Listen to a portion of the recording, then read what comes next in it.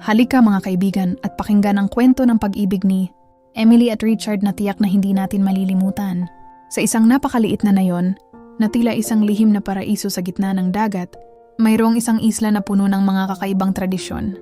Dito ang mga anak na babae na ipinanganak na may likas na ganda ay alagang-alaga ng kanilang mga magulang at si Emily ay isa sa mga pambihirang babae na ito.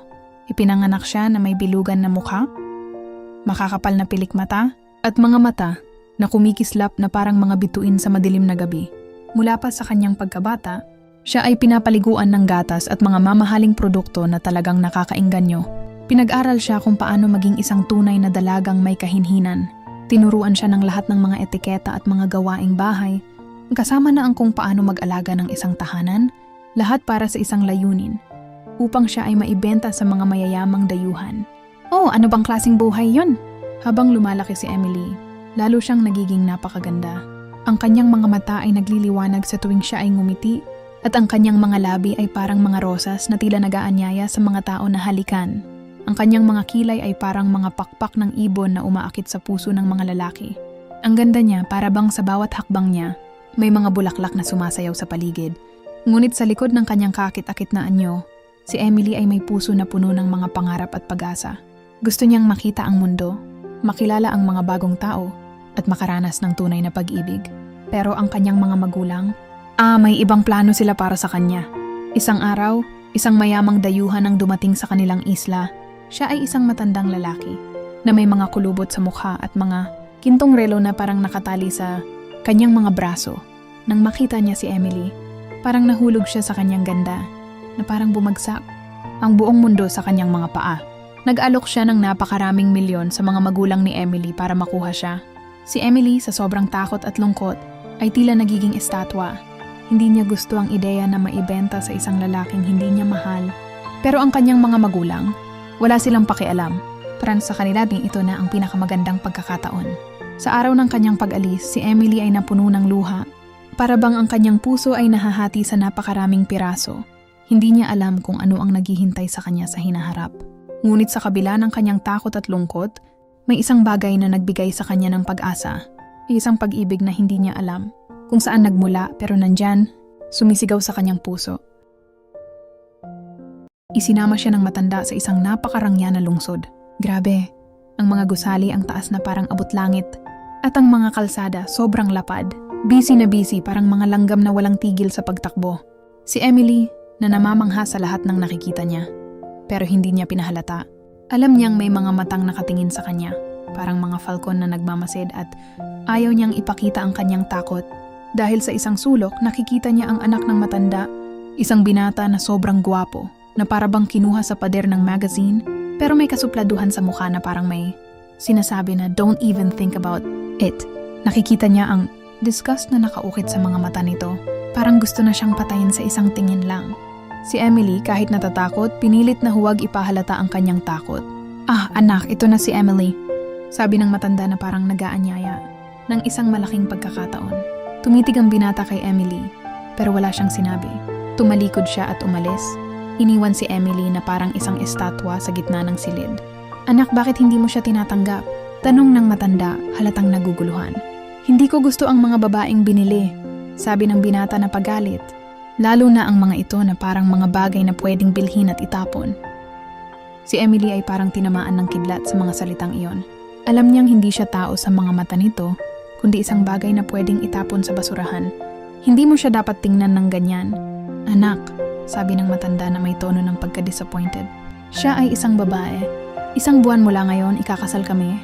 Kaya dapat lang na igalang mo siya bilang magiging pangalawa mong ina. Tumawa ng nakakaloko ang binata at sumagot, "Hahaha, mukhang mas matanda pa ako sa sinasabi mong magiging ina ko." Sabay talikod na parang walang pakialam sa mundo. "Richard!" Sigaw ng matanda, halatang naiinis.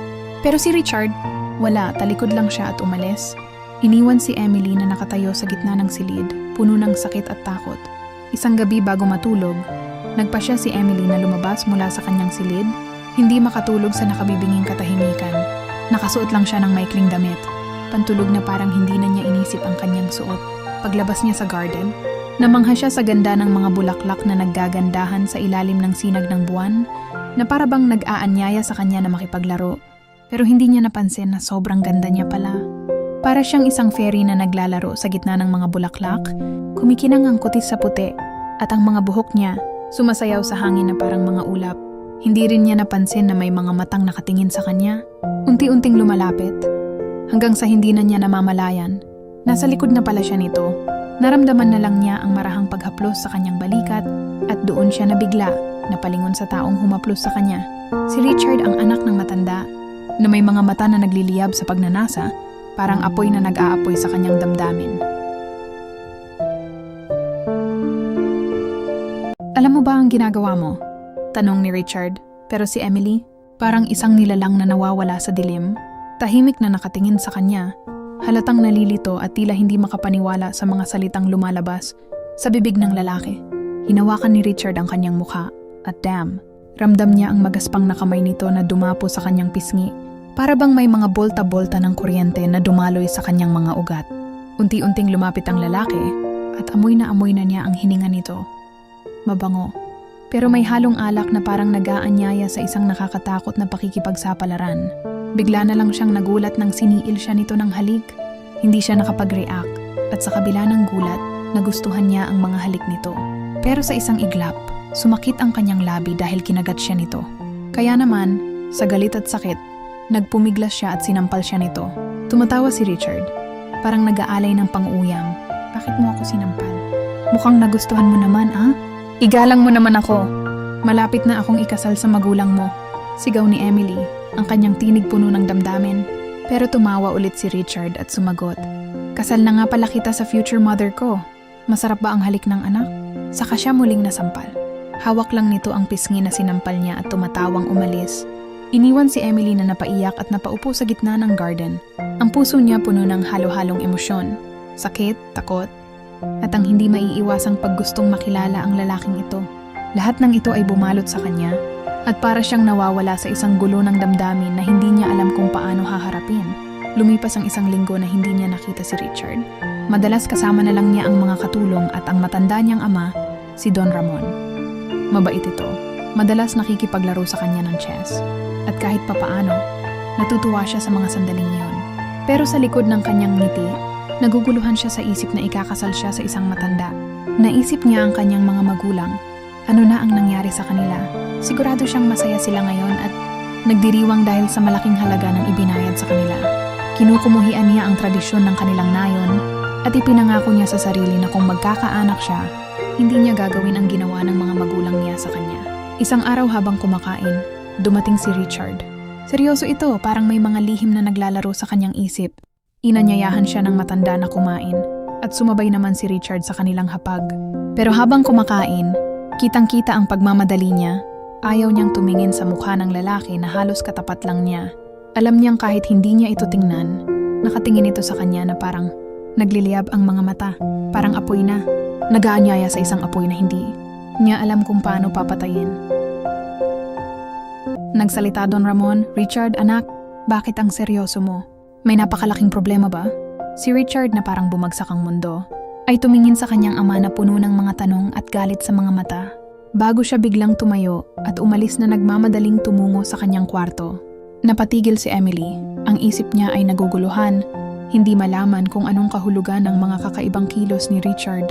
Kinagabihan, nagising si Emily mula sa kanyang mahimbing na tulog nang may humahaplos sa kanyang mga hita. What the hell? Ang bulong niya, at sa pagmulat ng kanyang mga mata, si Richard ang nakatayo sa tabi niya. Bigla na lang siyang dinakma at siniil ng halik. Pilit siyang nagpumiglas. Pero ang lakas nito ay parang isang bagyong hindi mo kayang itaboy. Sa unti-unting pagdapo ng mga halik at haplos nito, hindi na niya napigilan ang sarili at unti-unti siyang bumigay. Tila nagiging alon sa ilalim ng mga bituin na unti-unting sumusuko sa kanyang pagiging birhen. Paggising ni Emily, wala na si Richard sa kanyang higaan. Napabangon siya at biglang napaiyak. Ang dami-daming emosyon ang nag-uumapaw sa kanyang puso. Una, takot. Dahil parang unti-unti na siyang nahuhulog sa binata. Pero heto na, ikakasal na siya sa ama nito. Anong kabaliwan ang nangyayari sa kanyang buhay? Lumipas ang isang linggo na tila isang dekada at si Richard ay hindi nagpakita. Naging abala si Emily sa mga paghahanda sa kanyang nalalapit na kasal. Sa isang araw habang sinusukatan siya ng damit na pangkasal, pumasok si Richard na para bang galing sa isang digmaan. May mga madilim na bilog sa ilalim ng kanyang mga mata, at ang kurbata nito ay parang naglalaro sa kanyang leeg. Pero kahit sa kabila ng kanyang itsura, nandoon pa rin ang nakakabighaning kagwapuhan ng binata. Anong ginagawa mo dito? Tanong ni Emily na puno ng pagkabigla. Pero si Richard ay tahimik na tumingin sa kanya. Ang mga mata niya ay puno ng hinanakit. Parang sinasabi ng kanyang mga mata ang mga salitang hindi niya kayang ipahayag. Alis ka dito ngayon na.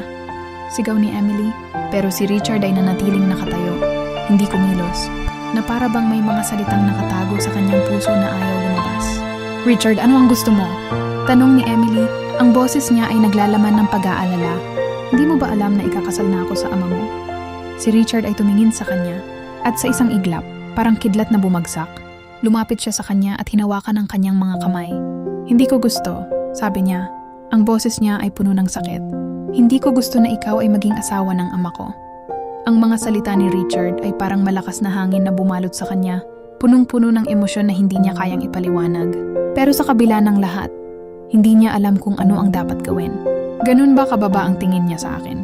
Ang isip niya, habang napaupo siya sa sahig, ang puso niya ay parang gustong sumabog sa dami ng pumapasok sa isip niya. Akala niya umalis na ang lalaki, pero biglang may humila sa kanya at hinalikan siya ni Richard dahil mahal na niya ang lalaki. Unti-unti bumigay siya at tinugon ang maalab na halik nito. Naging mapusok sila. Hindi nila napigilan ang damdaming unti-unting bumabalot sa kanila. Kinabukasan, wala na sa higaan niya si Richard. Paglabas niya ng kwarto, nakarinig siya ng boses kaya napahinto siya sa paghakbang, boses ng babae. Ganun na lang ang gulat niya nang makita ang isang babaeng nakaupo sa kandungan ni Richard at hinahalikan siya. Napaatras si Emily. Gusto niyang umiyak pero ayaw niyang gumawa ng ingay. Dahan-dahan siyang lumakad pabalik sa kanyang silid at doon ay nag-iiyak. Buo na ang loob niya, tatakas siya, aalis siya sa bahay na ito. May konting pera siyang naitatago, ibinibigay ni Don Ramon, hindi niya ginagastos, itinatabi niya lang. Sapat na yon para mabuhay siya ng ilang buwan. Maghahanap na lang siya ng trabaho. Habang nag-i-impake ng kanyang mga gamit, hindi maiwasang maalala ni Emily ang mga nangyari sa kanya. Ang mga halik ni Richard, ang mga haplos nito, ang mga salita nito, lahat ng ito ay parang isang malaking kasinungalingan. Parang isang malaking biro na ginawa sa kanya. Ano ba ang halaga ko? Tanong ni Emily sa kanyang sarili habang nag-iimpake. Ano ba ang halaga ko sa mga mata ni Richard? Tumigil si Emily sa pag-iimpake at tumingin sa salamin. Ang mga luha niya ay tumutulo sa kanyang mga mata at ang kanyang puso ay parang may sakit. Hindi ako isang laruan, sabi niya sa kanyang sarili. Ang mga salitang iyon parang nag-echo sa kanyang isipan. Hindi ako isang bagay na basta-basta na lang mabibili at itatapon. Si Emily na may matibay na desisyon, tumayo at nagtapos ng pag-iimpake ng kanyang mga gamit. Wala nang atrasan. Aalis siya sa bahay na ito at magsisimula ng isang bagong buhay, isang buhay na puno ng pag-asa at posibilidad. Samantala, si Richard ay nagising na parang isang bagyong nagngangalit. Tinitigan ng napakagandang babae sa kanyang tabi, ang mukha nito parang isang obra maestra. Pero ang kanyang puso ay nahahadlangan ng galit dahil ikakasal ito sa kanyang ama. Anong klaseng kababuyan ito? Bakit siya nagbayad para sa isang babae na ganito? Isang mababang uri ng babae. Ang galit ay nag-aapoy sa kanyang dibdib. Pero sa kabila ng lahat, naguguluhan siya sa kanyang nararamdaman. Napabuntong hininga siya, unti-unting bumangon. Sa sala nagulat siya nang may tumawag sa kanya, si Melinda, ang kanyang girlfriend. Masaya itong kumakaway, pero bigla na lang siyang hinalikan sa labi. Isang halik na talagang ikinagulat niya. Pero hindi nagtagal na itulak niya ito palayo at sumigaw. Tapos na tayo, Melinda. Bakit mo ako hinalikan? Sumagot siya, Babe, I'm sorry. Nagkakamali ako. Ikaw ang mahal ko, hindi si Marco. Ang kanyang panga ay humigpit at sa galit na bumubulusok, sinigawan niya ito. Tapos na tayo. Umalis ka na. Ang babae ay nagpadyak ng paa at umalis. Tila naglalakad sa ulap ng lungkot. Umalis si Richard, may urgent na trabaho sa opisina. Pero pagbalik niya, hating-gabi na at nagmamadali siyang umuwi dahil sa matinding pangungulila kay Emily. Gusto na niyang ayusin ang lahat sa kanila. Gusto niyang ipagtapat ang kanyang tunay na nararamdaman at makipag-usap sa kanyang ama tungkol sa kanilang dalawa. Ngunit pagdating niya sa bahay, wala na si Emily. Tanging isang sulat na iniwan nito sa mesa ang natagpuan niya, na may swatasa ay punong na puno ng paghingi, ng tawad dahil sa kanyang mga pagkakamali at sa pagiging bayaran, at nangako pang magsusumikap na bayaran ang utang sa mga magulang ni Emily. Unti-unting nahulog ang sulat mula sa kanyang kamay at siya'y napaupo. Ang pakiramdam ay parang naglaho ang lahat ng kulay sa mundo. Nilamukos niya ang sulat at sa galit, pinagsusuntok ang pader. Wala ba siyang kahit kaunting pagtingin sa akin? At umalis pa rin siya? Tanong niya sa sarili. Ang sakit ay tila isang matinding suntok sa kanyang dibdib. Gusto niyang magalit, pero ang pagmamahal niya kay Emily ay bumabalot sa kanyang galit. Tila isang makapangyarihang alon na hindi niya kayang labanan. Sobrang mahal na niya ang dalaga. Tumayo siya at nagpasya siyang ipahanap si Emily. Gagawin niya ang lahat para makita ito, para makapag-usap sila, at maipaliwanag ang lahat. Anong labanan ito ng puso at isip? Ilang buwan na ang lumipas mula nang magtinda si Emily sa palengke, at para bang ang kanyang tubig ay naging abo sa sobrang init. Lagi siyang pawis na pawis dahil sa kanyang napakalaking tiyan. Oo, buntis si Emily, 6 na buwan na siyang nagdadala ng kambal. Kaya kahit 6 na buwan pa lang, hirap na siya sa bigat ng kanyang tiyan. Pero sa kabila ng kanyang sitwasyon, ang ganda pa rin niya. Kaya naman maraming mata ang napapatingin at humahanga sa kanya. Habang abala siya sa pagtitinda, bigla na lang siyang napatingin sa isang napakamakisig na lalaki na papalapit sa kanya. Parang binuhusan siya ng malamig na tubig, hindi siya pwedeng magkamali. Si Richard, palapit na siya at bigla na lang siyang niyakap, umiiyak na parang isang batang nawalan ng candy. "Oh Emily, you make me crazy." Sigaw nito habang yakap-yakap siya. Itinulak niya ito, "Bitawan mo nga ako." Sabi niya, naaalala pa rin ang babaeng kahalikan nito. "Emily, bakit ka umalis? May nagawa ba akong mali? Kasalanan ba ito?" Tanong ni Richard na puno ng pag-aalala. Walang sagot si Emily, kundi ang pagirog ng kanyang mukha. "Umalis ka na. Doon ka sa girlfriend mo, halikan mo siya." Sigaw niya. Napaisip si Richard at napamulagat ang kanyang mga mata. So nakita pala sila ni Emily? Tanong niya sa isip niya. Pilit niyang niyakap si Emily, kahit na ito'y pumipiglas. Pero hindi niya ito binitawan. Hinaplos-haplos niya ang ulo nito hanggang sa hindi na ito kumilos. Narinig niya ang mga hikbi nito, kaya't hinawakan niya ang mukha nito at pinahid ang mga luha. "Emily, hindi siya girlfriend ko. Matagal na kaming hiwalay. Iniwan niya ako at sumama sa iba. Nagulat lang ako nang halikan niya ako, pero maniwala ka. Pagkatapos nun, itinulak ko siya. Mahal na mahal kita nung araw na iyon.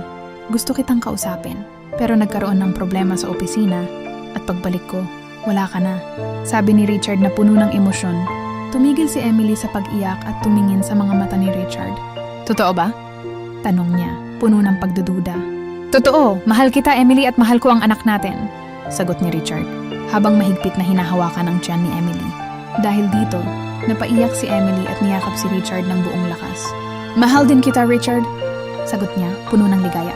At doon sa gitna ng masiglang palengke, si Richard at Emily ay naghalikan, habang ang mga tao sa paligid ay nagsigawan at pumalakpak, parang nagdiriwang ng isang napakalaking tagumpay. Lumalamig ang gabi, hindi na tulad ng dati. May pag-asa pa ba kung susuko ka na?